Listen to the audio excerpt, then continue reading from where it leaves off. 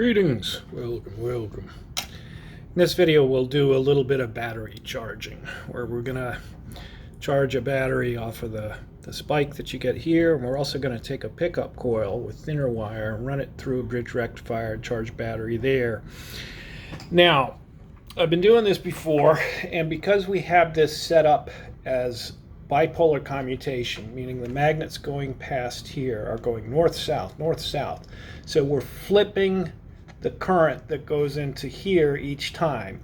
So you now have an alternating current as opposed to like the Bedini SSG, where you have a monopole and you only use one diode and you only get half the wave. Here you're switching back and forth. So that's in essence not really much different than if you have like a wall wart that takes the alternating current through the outlet and converts it into 12 volts or something like that. So I was thinking, well, maybe if I do this will get rid of the problem that I see with the batteries. And the horror, it did not. So I'll just get the bad news out of the way first, and we'll kind of roll the ugliness. And then, even though it's a tall hill to climb, we'll be able to, at least now, because I have a battery capacity tester, see whether we're getting better or worse when we make changes. So to just try to go through this quickly, I initially had 26 gauge wire for a coil, and here is your run battery. Here is what may have been 2 charged batteries for the spike, or it may have been 1. But anyways, here's how they changed. 9.25, oh, that stinks. And here, and then here, and then here, and then here, this one didn't even change. And this one went from 8.5 to 8.88. So like between there and there, COP of infinity. And then here it looked great as COP of 3, and or no, COP of 3.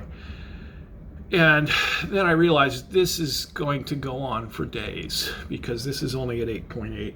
So I just stopped there. I couldn't take it any longer. And I discharged the battery that charged from 8.64 to 8.94, and I got a whopping 23 milliamps. But then I took, instead of 26 gauge, I went to 24 gauge, and I left the battery. It rebounded to 8.96 over time. The others were discharged because I put them. Well, I put this one on the battery charger, and then I introduced a third battery. That's battery 6 here, and that one's being charged off a pickup coil. Did the same thing, and this went from 8.68 down to 8.39. Here's where these were. So I'm like, oh, we got it. And they had that much in them. So then I said, all right, well, this stinks, but let's at least do it faster. So I went to 22 gauge. So the run battery started at 9.44. Here are what I thought were 2 batteries being charged off the spike. It turns out there was only 1. And then 1 battery being charged off of the pickup coil. And we can see how these changed. And to make a long story short, when it went dead between there and there, I thought I had 3 batteries, but it was only 2. They're at 9.48 and 9.49. And we started with 1 battery at 9.44. So here's sort of the thing of like, oh my gosh, it's a COP of 2. No, it stinks. Okay? It stinks. And so I put it on here, and we got out 70.5 milliamp hours out from the battery charged off the spike and the battery charged off the pickup coil. That compares with the 203 milliamp hours that we expended. So it's not even 50% back. That's why I'm saying it stinks. But if you were just looking at voltages, and this is kind of confusing, this started at 9.44. These ended at 9.48, 9.49. Now, you could say, all right, well, give it a few hours to rest. They'll be down to 9.3. But then, this one would rebound up a little bit. It's like you would think there has to be half. All you need is them halfway charged. But no, they aren't.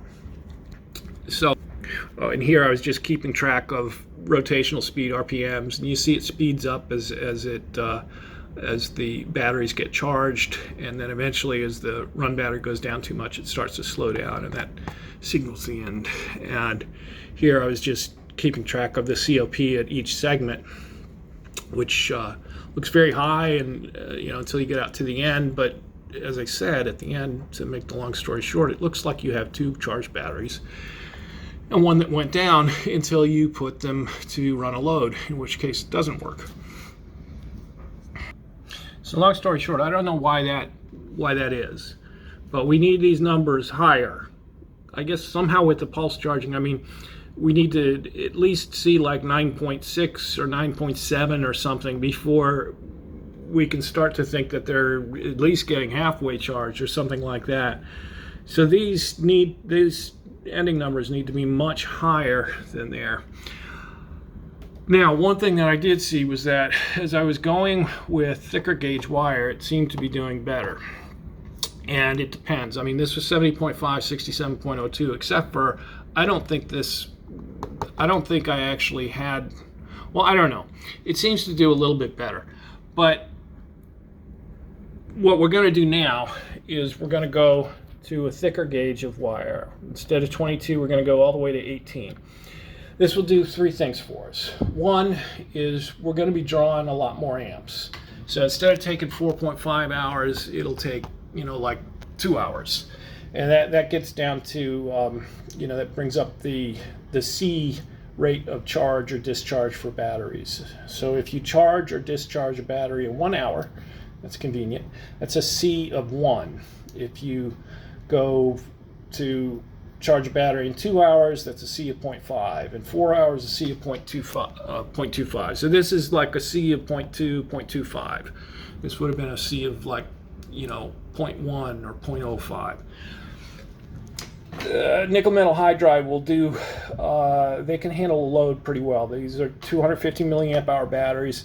They would easily handle a C of like 2, where you're discharging it at a half hour, which would be like 500 milliamps, or half an amp.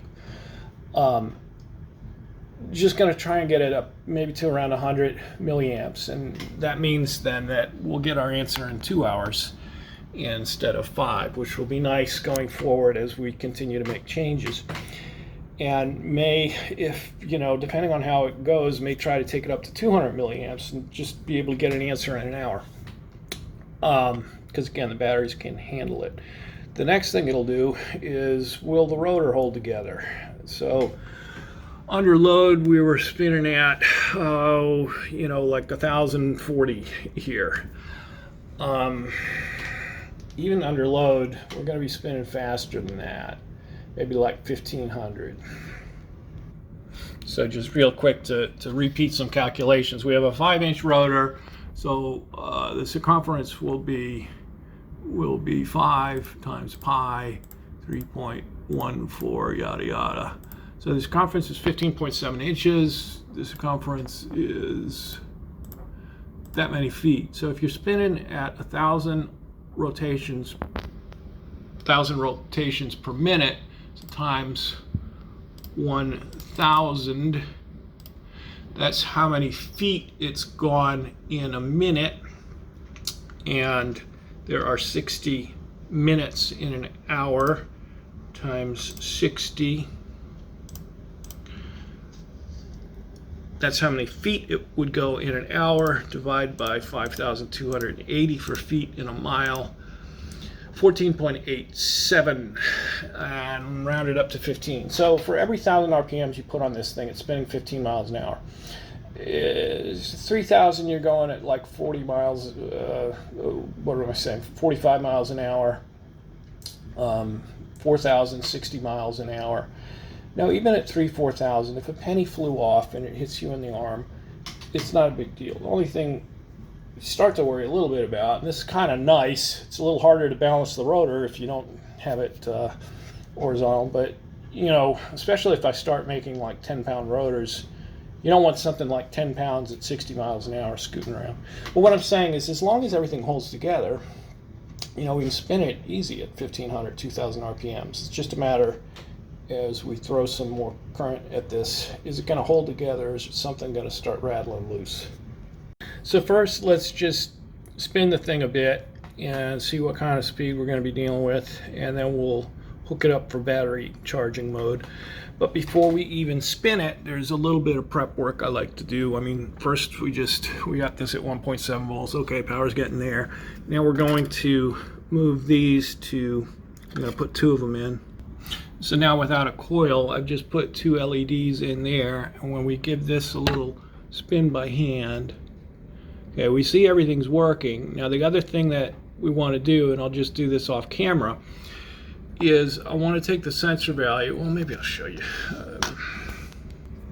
So I just changed the sensitivity for when it turns on for each of those and made it harder for it to turn on. So, all right, so it's good I did this, because before okay, it's actually good I did this, because I changed the code here to make this harder to turn on. I made that number more like that.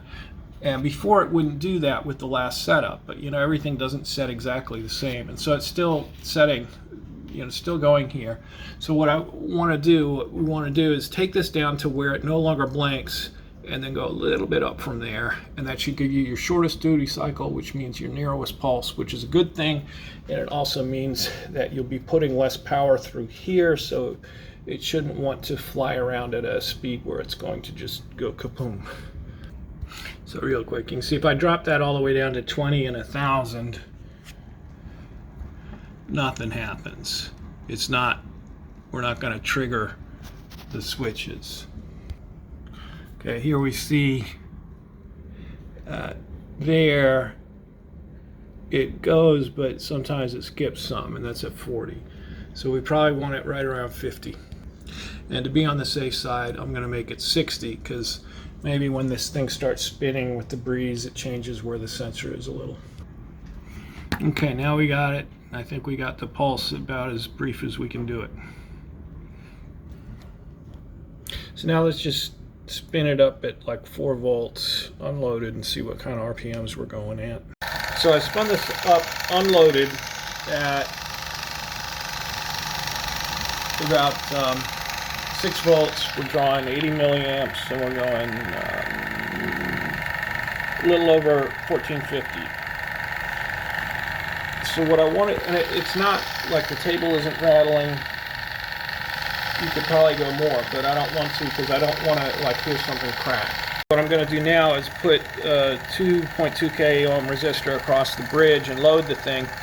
That'll slow it down. Then we'll go up to 9 volts. We'll probably be spinning under load. And I think, I'm just taking a wag, that this will be slow it down about as much as when you put a battery on. So then when we spin it up under load, it'll probably be doing 1400 RPMs again at 9 volts. We'll probably be drawing like 120 milliamps, so we'll get our answer in under an hour. The other thing, if I can show you, this wasn't intentional, but I thought I'm going to want to narrow the air gap. And what happened was one of the tops popped off this thing when it was 90% wound. And so I just pressed it down and glued it to the wire, but I can see it's not glued in to the actual core. So we got a narrow air gap. Maybe narrower than I want. But I think that'll get a good torque. So under load at 6 volts, it slowed down from that 1450 to right around 1103. So now what I want to do is I'm going to move this thing around with it under load to find out if there's a better spot where it spins faster. Alright, by moving this in a little bit, and you know, it depends on the amps you're going through and the load you have, but I got another, 15, 17 RPMs out of it. And it's still, so that's a good spot. So before we put the batteries on it, we're going to start off at 9.3 volts. So let's put it there.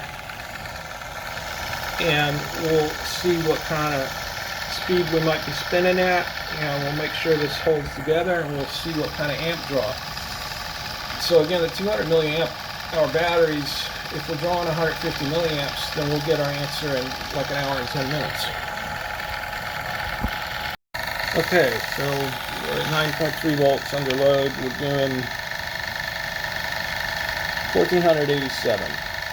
So that's in the ballpark of what it'll be doing when the batteries are charged. We're drawing 140 milliamps, 200 milliamp hour batteries, so maybe an hour and a half, we have our answer. So let's set it up for battery charging. Masking tape king. So here we've got battery 6 hooked up to the bridge rectifier. Positive there, negative there. Sending them out using this as a bus, and then these go to there. And we'll use this meter for that. Now, one thing that I ran into that was a problem, as I said, is I've got these things. I don't like these. They have this tiny little flimsy, feather-like wire.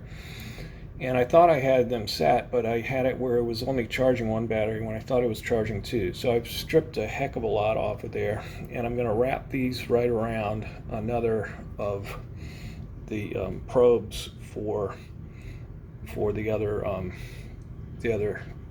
multimeter.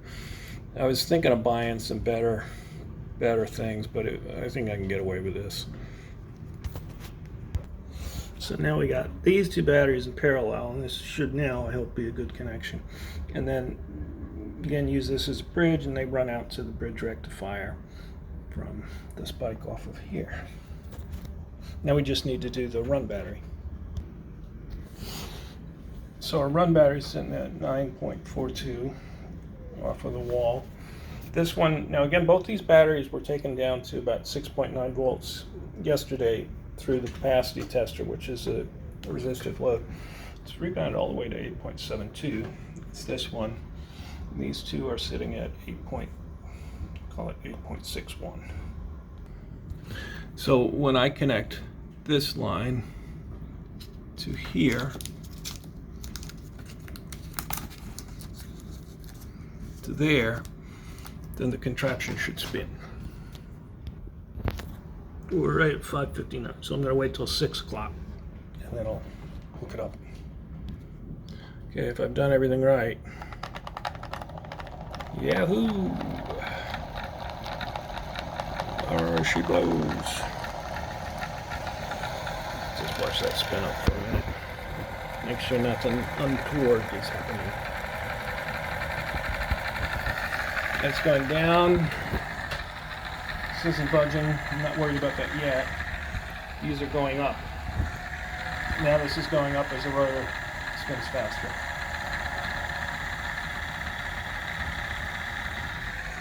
These are doing okay. This is doing okay. So I'll probably keep track of the voltages every 10 minutes. After a couple minutes, 1184. I thought we'd be spinning at like 1500, but that's okay. I'm not going to sweat it. Well, I'll probably check in every 10 or 15 minutes, but just after the first 5. Come on. 1188 for RPMs.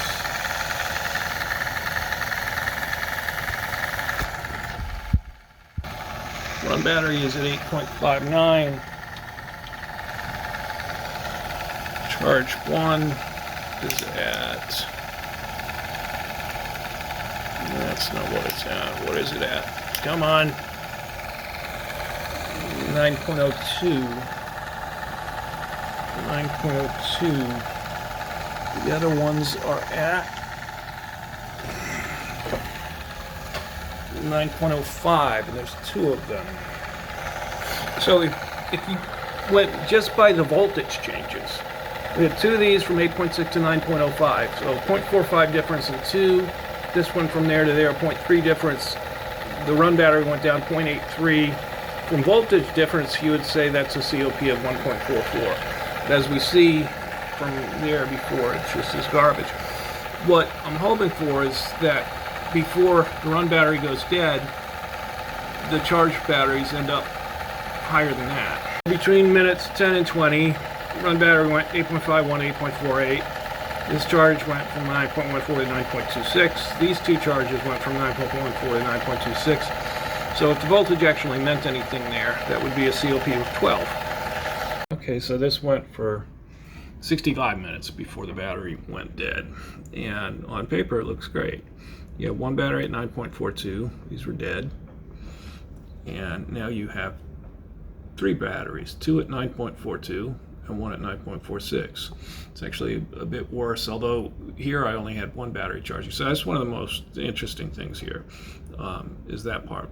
So you would think you're all set, but when I put this and test the capacity of these, I don't know what we're going to see. It's not going to be much, is my guess. So I've switched contraptions now to the battery capacity tester. And when I compile it, we're going to look at this one and then that one and then the third one. And you would think a 9.4, I mean, they got to be at least a half charge. But so far, that hasn't been the case. But the most interesting thing will be also, before I only got one of these, there wasn't a good connection to the other. So it was only charging one. And here I'm charging two, and that went up to nearly the same voltage. And so I'm going to be interested in what happens with the capacity. Okay, looks like it's working. We'll know in about 10 seconds. Yeah, here we are. It's saying like 9.14. Look at how that's dropping. So, roll the ugliness. We'll just have to see what happens. Okay, so this one was even worse than the last time. And we got out a whopping 58.25 milliamp hours and we expended 200. Last time we got 70.5 back. And you know what's so interesting is these are 9.42, 9.46. They're not even 10% of the way charged. So I would have to guess that with this sort of pulse charging as opposed to a constant current or constant voltage, they need to sit, you know, maybe it goes up to like 10.5, or maybe you need to sit at like 9.6 for a couple hours in order for them to be fully charged. So I sort of feel like I've hit a bit of a wall with that part now, and even, you know, just charging it quickly, it still takes a couple hours, or, you know, this one's better and takes 5 hours. So I'm going to put that on the back burner for now. Next video, we will go to this new rotor, which is 50% bigger, and we can add more mass and see if that trend that was demonstrated previously of mass improving the amount of work you can do continues to hold. So sorry for the sort of silly bad finding. I'm kind of disappointed, at least. But appreciate you coming along, and now we'll just go back to trying to improve things, and eventually we'll go back to looking at batteries at some point, but that's a little ways off now. This guy next. So thanks for coming along, and keep smiling. Bye-bye.